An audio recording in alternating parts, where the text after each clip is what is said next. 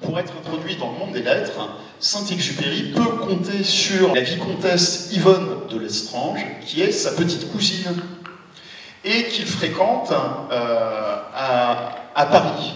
La vicomtesse Yvonne de Lestrange tient salon. Elle tient un salon littéraire. Et dans le salon littéraire d'Yvonne de Lestrange, qui trouve-t-on? On trouve André Gide, Gaston Gallimard et deux autres auteurs un peu moins connus, Jean Prévost et Raymond Fernandez. Et c'est grâce à ces relations que Saint-Exupéry va pouvoir directement transmettre ses manuscrits à André Gide, qu'il croise dans le salon de sa cousine. Donc quand il revient de Cap-Juby, eh bien, il fréquente le salon littéraire, il donne ses manuscrits à Gide, il a accès direct à Gaston Gallimard, et comme ça, il va pouvoir intégrer le monde des lettres. L'aviateur rentre dans le monde des lettres. Et c'est ce qui va lui permettre de se lancer avec un premier roman, Courrier Sud. Alors, je vous raconte rapidement l'histoire de Courrier Sud.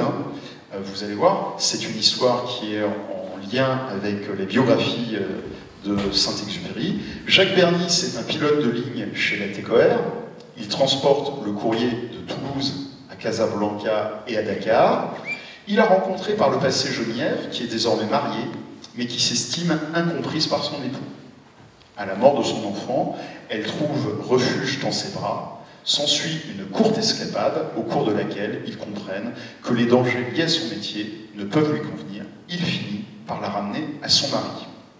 Et alors là, c'est très intéressant, on a un livre qui va mêler une intrigue sentimentale, une intrigue amoureuse au monde de l'aviation.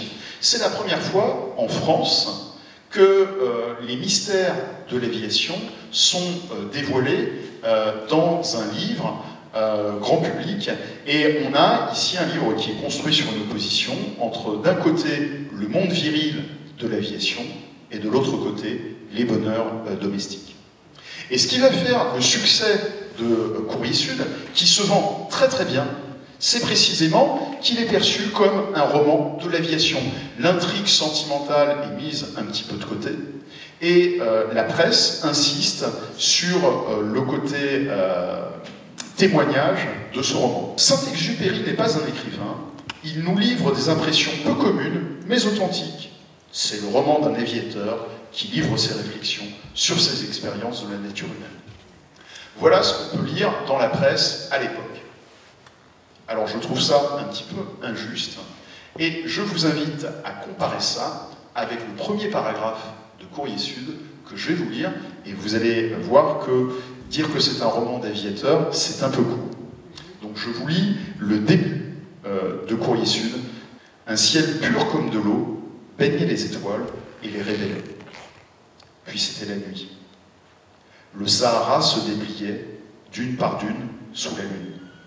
Sur nos fronts, cette lumière de lampe qui ne livre pas les objets, mais les compose, nourrit de manière tendre chaque chose.